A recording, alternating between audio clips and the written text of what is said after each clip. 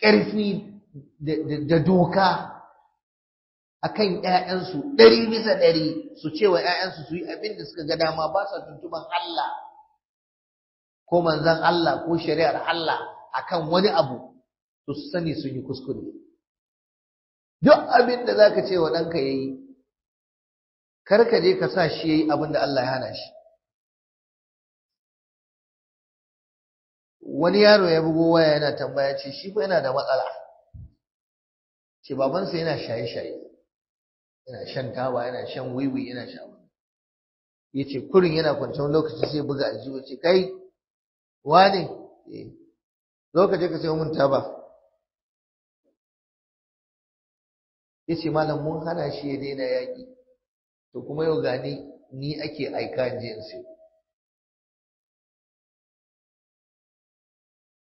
To idan ka karba sai ka je ka siyo masa goro.